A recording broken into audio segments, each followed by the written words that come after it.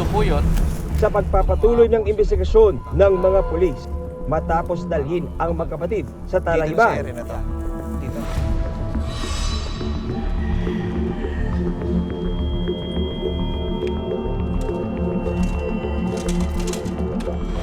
Lumabas ang lalaki sa kalsada, sumakay ng kanyang bisikleta at saka umalis.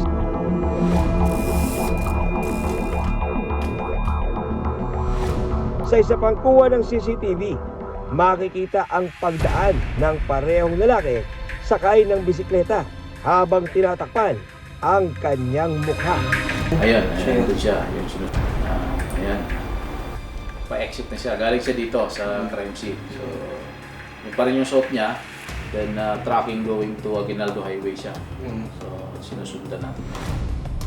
Napasakamay ng mga pulis ang iba pang mga kuha ng CCTV kung saan dumaan ang lalaki sakay ng bisikleta. Wala siyang pangtaas. Wala siyang pangtaas. Hindi na natin tinigilan yan. Talagang sinusundan natin. Mayroong mga time na walang CCTV, intersection, walang CCTV.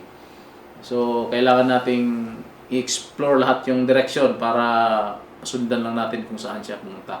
Napagtagpi-tagpi ng mga pulis ang mga kuha ng CCTV hanggang sa matukoy nila na dumiretso ang lalaki sa isang construction site sa General Trias, Cavite. Dito na rin siya inaresto ng mga pulis. Aljon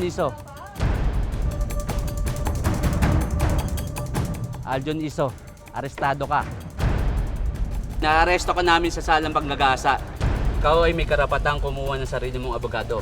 Kung ikaw ay walang kakayanan, ang korteng siyang magtatalaga para sa iyo. Ang lalaki, kinilalang si Aljon Iso, 21 years old, at isang construction worker. Actually, hindi natin siya nahuli on that day mismo, no? It took us 4 days bago natin siya nahuli. Sa hot pursuit. O sa hot pursuit natin. Fortunate lang tayo dahil nung ginawa natin yun ay nakita natin yung bisikleta. Kasi alam natin yung direksyon na pinuntahan niya. Kaya lahat ng kalye doon ay tinitingnan natin. Yan, sir, sa dulo.